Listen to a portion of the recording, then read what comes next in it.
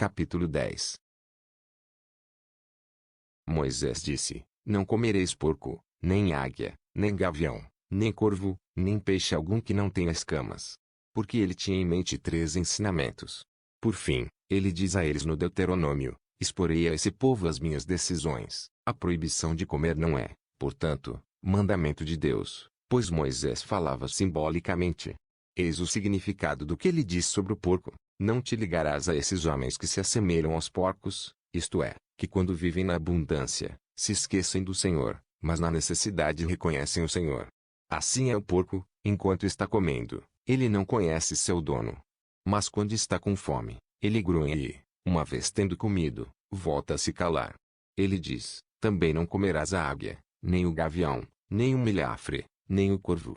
Isto é, não te ligarás, imitando-os, a esses homens que não sabem ganhar o alimento por meio do trabalho e do suor, mas que, em sua injustiça, arrebatam o bem alheio. Andam com ar inocente, mas espionam e observam a quem vão despojar por ambição. Eles são como essas aves, as únicas que não providenciam o alimento por si próprias, mas se empoleiram ociosamente, procurando a ocasião de se alimentar da carne dos outros. São verdadeiros flagelos por sua crueldade.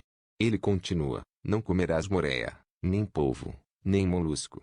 Isto é, não te assemelharás, ligando-te a esses homens que são radicalmente ímpios e já estão condenados à morte. O mesmo acontece com esses peixes. São os únicos amaldiçoados, que nadam nas profundezas, sem subirem como os outros. Permanecem no fundo da terra, habitando o abismo.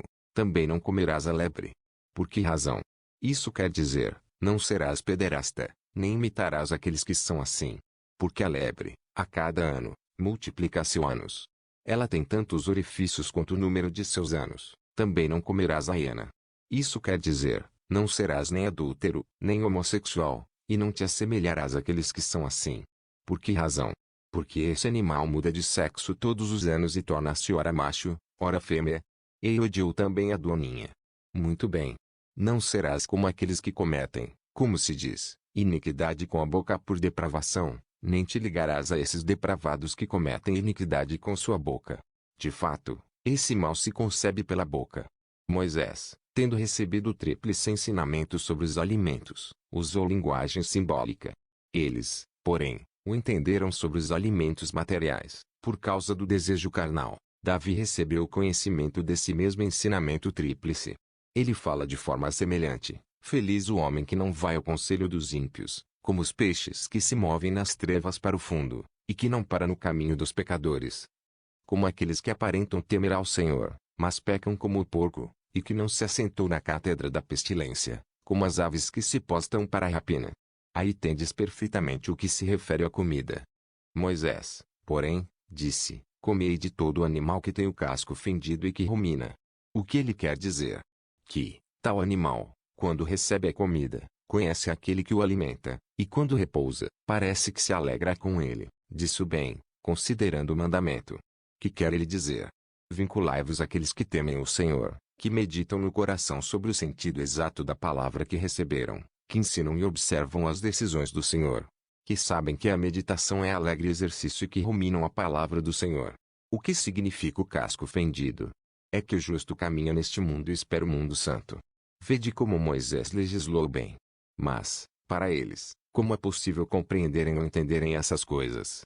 Nós, tendo compreendido exatamente os mandamentos, os exprimimos como o Senhor desejou. Por isso, ele circuncidou nossos ouvidos e nossos corações, para compreendermos essas coisas. Capítulo 11.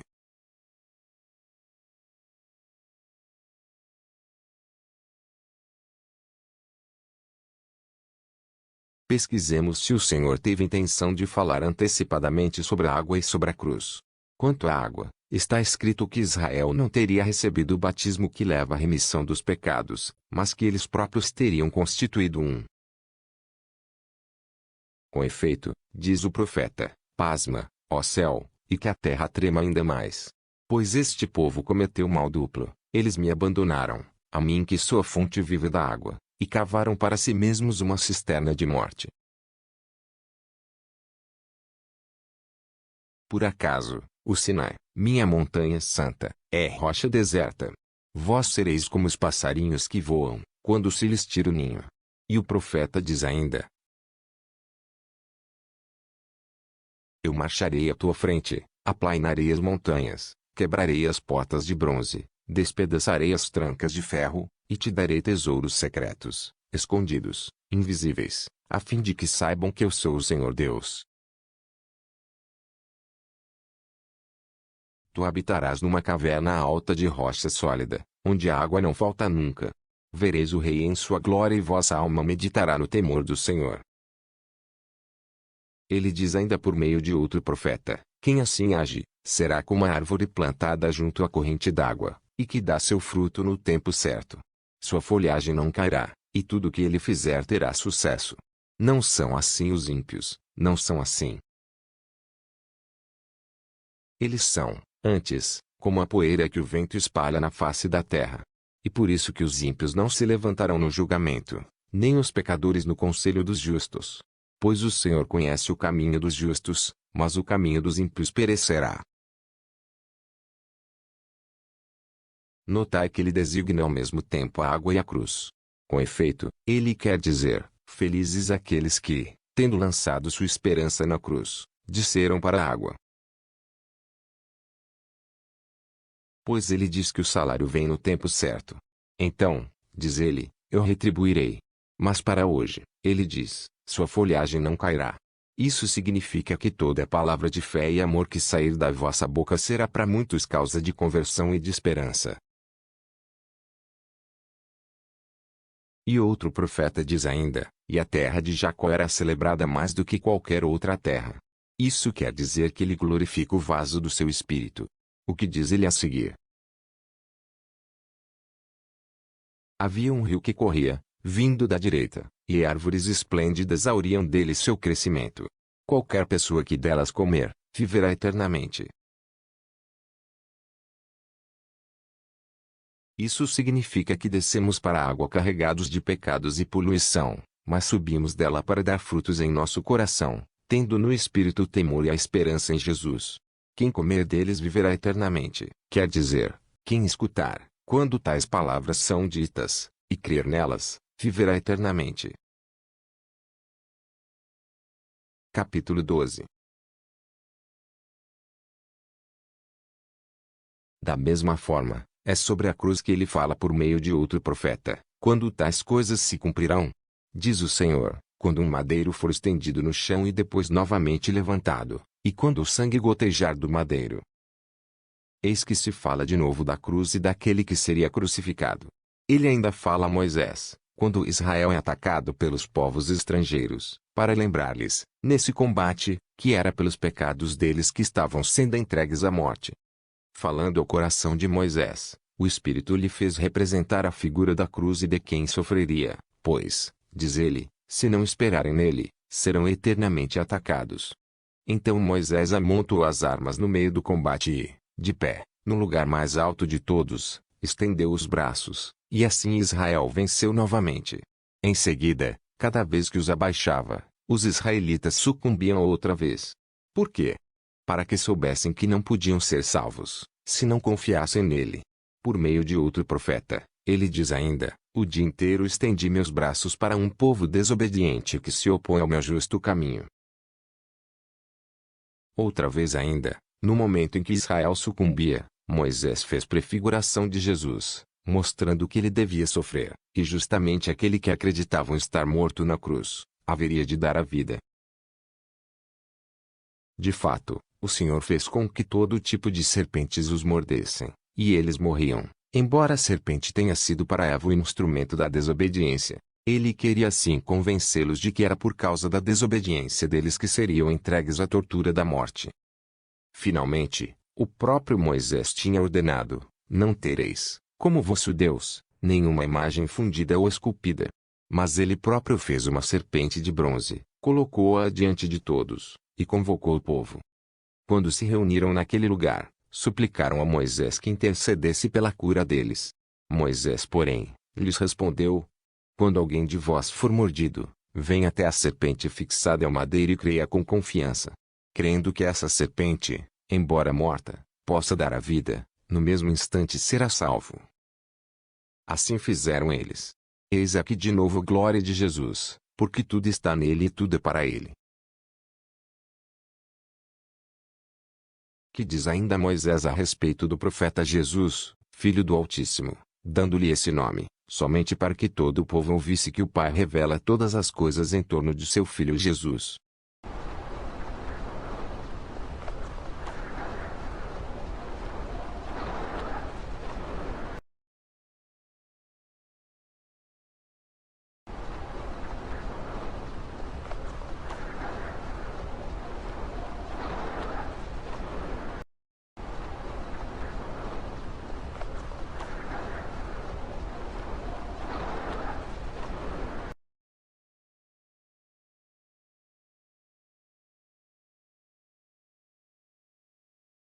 Enviando-o para explorar o país, depois de lhe ter dado esse nome, Moisés disse a Jesus, filho do Altíssimo: Toma em tuas mãos um livro e escreve o que diz o Senhor. Nos últimos dias, o Filho de Deus arrancará pelas raízes a casa de Amaleque.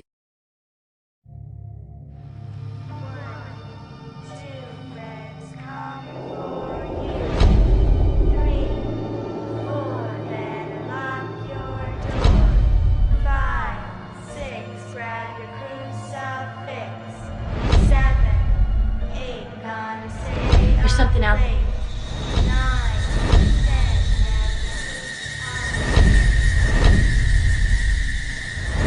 Mais uma vez, eis que Jesus, manifestado em prefiguração carnal, não filho de homem, mas filho de Deus.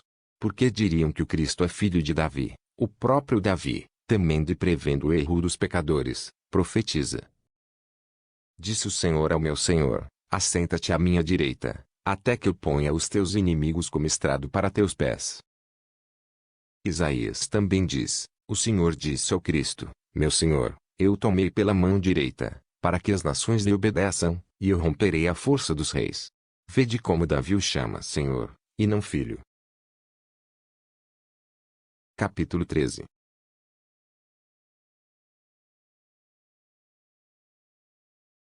Vejamos agora qual é o povo que recebe a herança. Ou se o primeiro. E aliança, é para nós, ou para aqueles. Escutai, então, o que diz a Escritura a respeito do povo. Isaac rezava pela sua mulher Rebeca, que era estéril, e ela concebeu. Depois, Rebeca saiu para consultar o Senhor, e o Senhor lhe disse: Há duas nações em teu seio e dois povos em tuas entranhas. Um povo dominará outro, e o mais velho servirá ao mais jovem.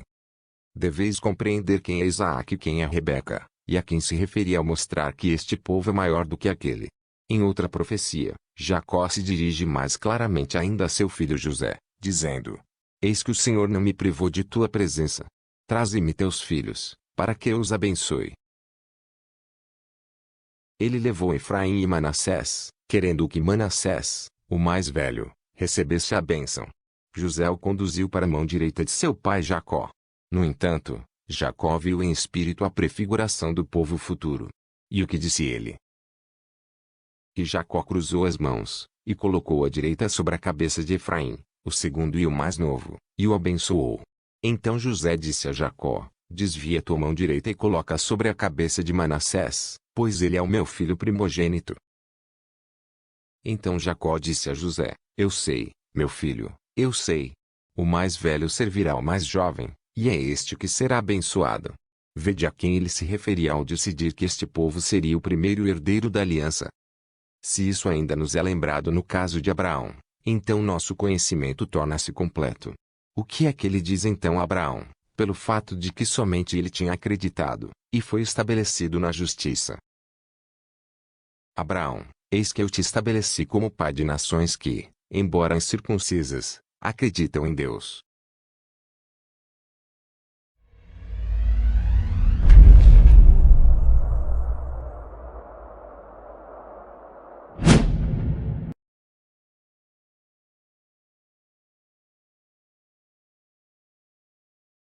Capítulo 14.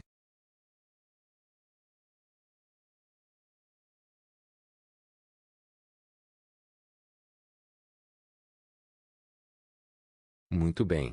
Porém vejamos, pesquisemos, para ver se ele deu ao povo a aliança que prometera, juramento a seus antepassados. Certamente ele a deu, mas eles não foram dignos de recebê-la, por causa de seus pecados. De fato, o profeta diz, Moisés jejuou 40 dias e 40 noites no monte Sinai, para receber a aliança do Senhor com o povo. E Moisés recebeu do Senhor as 2 tábuas escritas em espírito pelo dedo da mão do Senhor. Moisés as tomou, e começou a descer, para levá-las ao povo. Então disse a Moisés o Senhor, Moisés, Moisés, apressa-te a descer, pois teu povo, que fizeste sair da terra do Egito, pecou. Moisés compreendeu que eles ainda tinham feito para si imagens de metal fundido. Então ele atirou de suas mãos as tábuas, e as tábuas da aliança do Senhor se quebraram. Moisés, portanto, a recebeu, mas eles não foram dignos dela. Aprendei como nós a recebemos. Moisés a recebeu como servo, mas o próprio Senhor, depois de sofrer por nós, nos-la entregou como povo da herança. Ele apareceu, para que aqueles levassem ao máximo a medida dos pecados e nós recebêssemos a aliança mediante o Senhor Jesus, o herdeiro. Jesus foi preparado por ocasião de sua manifestação, para libertar das trevas nossos corações já consumidos pela morte e entregues aos desvios da iniquidade, e para estabelecer conosco uma aliança com a palavra. De fato, está escrito que o Pai lhe ordenou libertar-nos das trevas, a fim de preparar para si um povo santo. Diz, portanto, o profeta: Eu, o Senhor teu Deus, te chamei na justiça, e te tomarei pela mão e te fortificarei. Eu te coloquei como aliança de um povo, como luz das nações, para abrir os olhos dos cegos, para libertar das cadeias os prisioneiros e da prisão aqueles que estão nas trevas. Sabei, portanto, de onde fomos libertos. O profeta diz ainda, eis que eu te coloquei como luz das nações, a fim de que sirvas para a salvação, até os confins da terra. Assim diz o Senhor, o Deus que te libertou. E o profeta diz ainda, o Espírito do Senhor está sobre mim e, por isso, me ungiu para anunciar aos pobres o evangelho da graça. Ele me enviou para curar os corações quebrantados, para proclamar aos prisioneiros a liberdade e os cegos a vista, para anunciar o ano favorável do Senhor e o dia da retribuição, para consolar todos os que choram. Capítulo 15.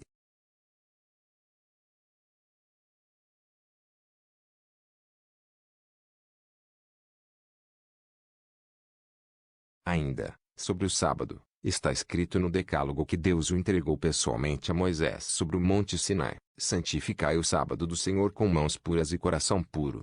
Em outro lugar, ele diz: Se meus filhos guardarem o sábado, então estenderei sobre eles a minha misericórdia. Ele menciona o sábado no princípio da criação. Em 6 dias, Deus fez as obras de suas mãos e exterminou no 7º dia, e nele descansou e o santificou. Prestai atenção, filhos, sobre o que significa, terminou no 7º dia. Isso significa que o Senhor consumará o universo em 6.000 anos, pois um dia para ele significa 1.000 anos. Ele próprio atesta, dizendo: Eis que um dia do Senhor será como 1.000 anos. Portanto, filhos, em 6 dias, que são 6.000 anos, o universo será consumado. E ele descansou no 7º dia. Isso quer dizer que seu filho, quando vier para pôr fim ao tempo do iníquo, para julgar os ímpios e mudar o sol, a lua e as estrelas, então ele, de fato, repousará no 7º dia. Por fim, ele diz: Tu os santificarás com mãos puras e coração puro. Contudo, se alguém atualmente pudesse santificar, de coração puro, esse dia que Deus santificou, então nós nos teríamos enganado completamente. Porém, se este agora não é o caso, ele o santificará verdadeiramente no repouso, quando nós formos capazes disso, isto é, quando tivermos sido justificados e tivermos recebido o objeto da promessa. Quando não houver mais iniquidade, e o Senhor tiver renovado tudo, então, poderemos santificá-lo, tendo sido primeiro nós mesmos santificados. Ele finalmente lhes disse: Não suporto vossas neomênias e vossos sábados. Vede como ele diz: Não são os sábados atuais que me agradam, mas aquele que eu fiz e no qual, depois de ter levado todas as coisas ao repouso, farei o início do 8º dia, isto é, o começo de outro mundo. Eis porque celebramos como festa alegre o 8º dia, no qual Jesus ressuscitou dos mortos e, depois de se manifestar, subiu aos céus.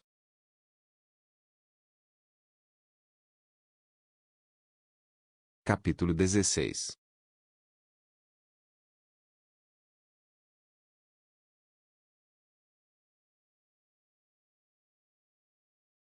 No que se refere ao templo, eu vos direi ainda como esses infelizes extraviados puseram sua esperança num edifício, como se fosse a casa de Deus, e não no Deus deles, que os criou. Com efeito, quase como os pagãos, eles o consagraram no templo. Mas, como fala o Senhor, abolindo-o: Aprendei, quem mediu o céu com o palmo e a terra com a mão? Não fui eu? Diz o Senhor, o céu é o meu trono e a terra é o estrado dos meus pés. Que casa construireis para mim, ou qual será o lugar do meu repouso? Vede como era vã a esperança deles. Por fim, ele diz ainda: Eis, aqueles que destruíram esse templo, eles mesmos edificarão. E o que está acontecendo? De fato, por causa da guerra deles, o templo foi destruído pelos inimigos. E agora, os mesmos servos dos inimigos o reconstruirão. Ele tinha igualmente revelado que a cidade, o templo e o povo de Israel seriam entregues. Com efeito, a Escritura diz: Acontecerá no fim dos dias que o Senhor entregará à destruição as ovelhas do pasto, o aprisco e a sua torre. E aconteceu conforme o Senhor tinha dito.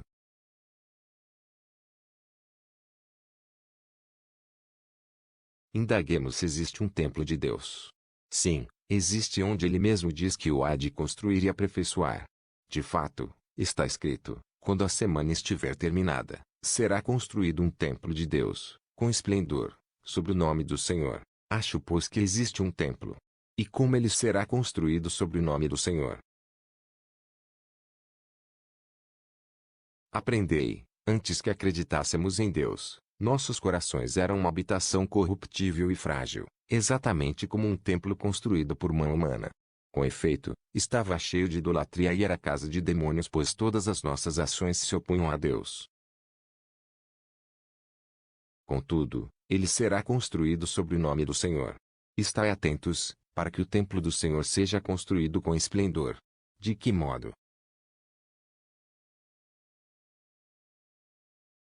Aprendei, recebendo o perdão dos pecados e pondo nossa esperança no nome, nós nos tornamos novos, recriados desde o princípio.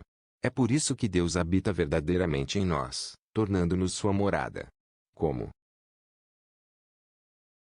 Pela sua palavra de fé, pelo chamado da sua promessa, pela sabedoria das suas leis, pelos mandamentos da doutrina, e ele próprio profetizando em nós, habitando em nós, abrindo para nós a porta do templo. Que é a nossa boca, e dando-nos o arrependimento, ele nos introduz no templo incorruptível. De fato, quem deseja ser salvo não olha para o homem, mas para aquele que habita nele e fala por meio dele, maravilhado. Neomênias é o primeiro dia do mês, lunar. A lua nova ou Neomênia, era uma festa celebrada tanto entre os israelitas como entre os cananeus. Confira em Levítico, capítulos 23 e 24, 1 Samuel, capítulo 20, versículo 5. E no capítulo 24, Isaías, capítulo 13, Amós, capítulo 8, versículo 5. Como o sábado, a lua nova, Neomênia, interrompia as transações comerciais. De não ter ouvido as palavras daquele que fala através de uma boca humana, nem de ter desejado ouvi-las. Esse é o templo espiritual construído pelo Senhor.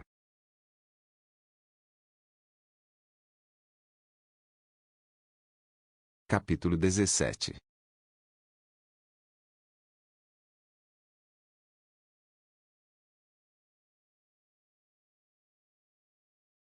Eu vos expliquei essas coisas com a maior simplicidade possível, e espero não ter deixado nada de lado.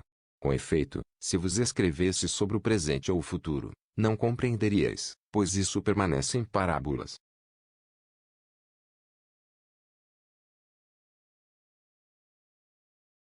Capítulo 18.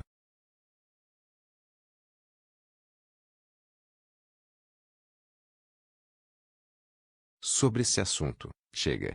Passemos para outro tipo de conhecimento e ensinamento. Existem dois caminhos de ensinamento e autoridade, o da luz e das trevas. A diferença entre os dois é grande. De fato, sobre um estão postados os anjos de Deus, portadores da luz, e sobre o outro, os anjos de Satanás. Um é senhor de eternidade em eternidade, o outro é príncipe do presente tempo da iniquidade.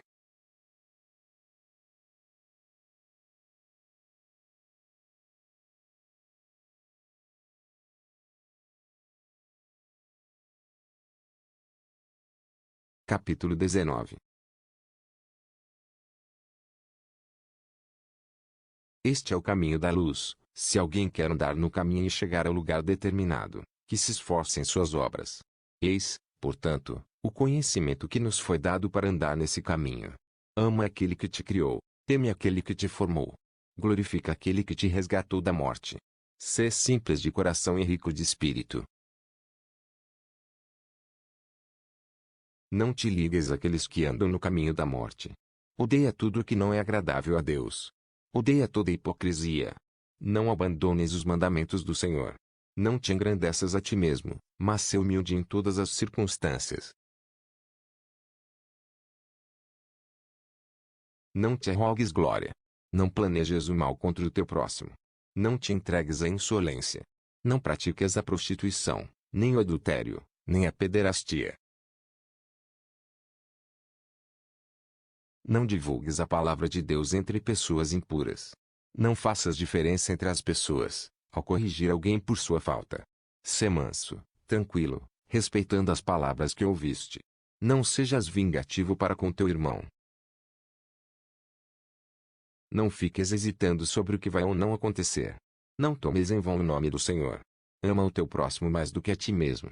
Não mates a criança no seio da mãe, nem logo que ela tiver nascido.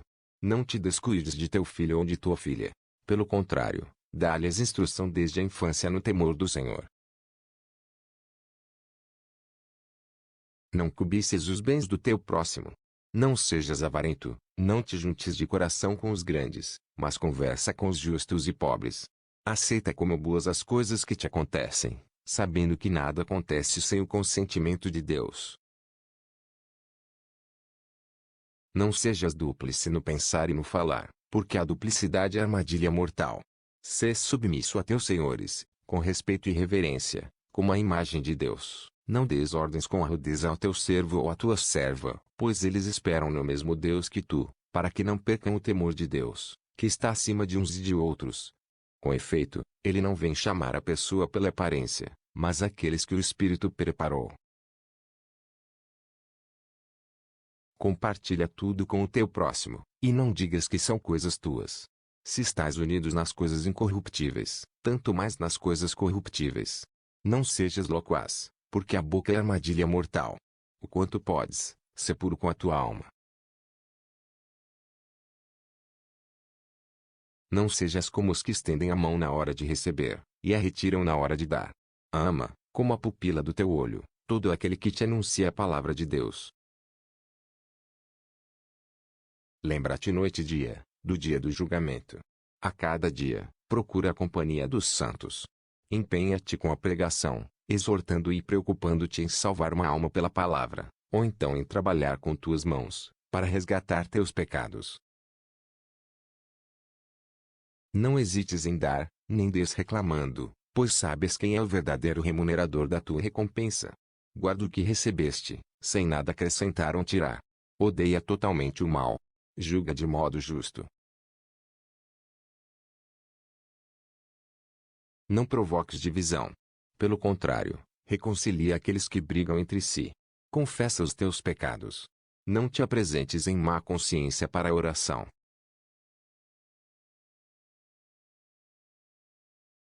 Capítulo 20.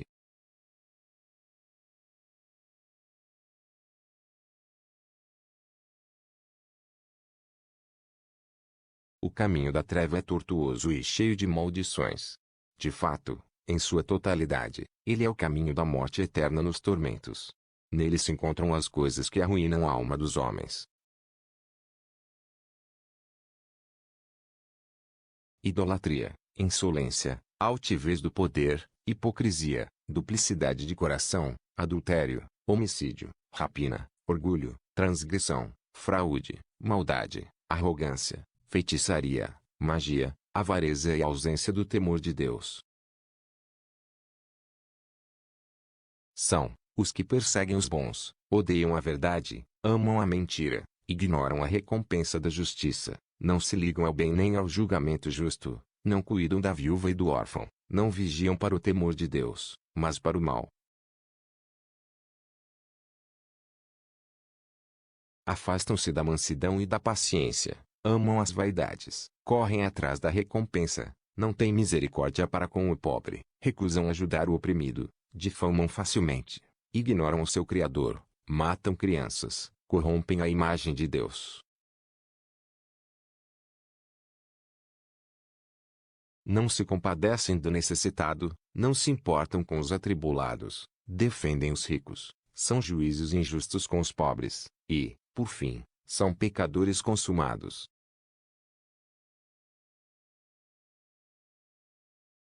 Capítulo 21.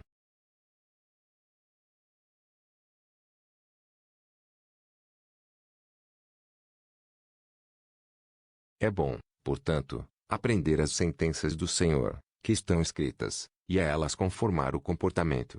Com efeito, aquele que as pratica será glorificado no reino de Deus, mas aquele que escolher outro caminho, perecerá com suas obras.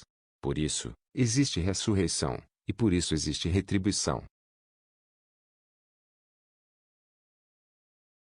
A vós, que sois superiores, peço que aceitem um conselho da minha benevolência. Tendes no meio de vós pessoas para com as quais praticarem o bem. Não deixem de fazê-lo. Está próximo o dia, no qual todas as coisas perecerão com o maligno. Está próximo o Senhor, justo com a sua retribuição. Peço-vos ainda, sede bons legisladores para vós mesmos, permanecei fiéis conselheiros para vós mesmos, afastai de vós toda a hipocrisia. O Deus, que reina sobre o mundo inteiro, vos dá sabedoria, inteligência, ciência, conhecimento de suas decisões, e perseverança. Deixai-vos instruir por Deus, procurando o que o Senhor quer de vós, e praticai-o, para que vos encontreis no dia do julgamento. Se vos recordais do bem, lembrai-vos de mim ao meditar sobre essas coisas. Desse modo, meu desejo e minha vigilância levarão a realizar algum bem. Peço-vos com insistência, como uma graça, enquanto o belo vaso ainda está convosco, não negligencieis nada das vossas coisas. Mas buscai-as constantemente e cumpri todos os mandamentos, pois eles são dignos. Eis porque me esforcei em vos escrever, segundo minhas possibilidades. Eu vos saúdo, filhos do amor e da paz. Que o Senhor da glória e de toda a graça esteja com vosso espírito.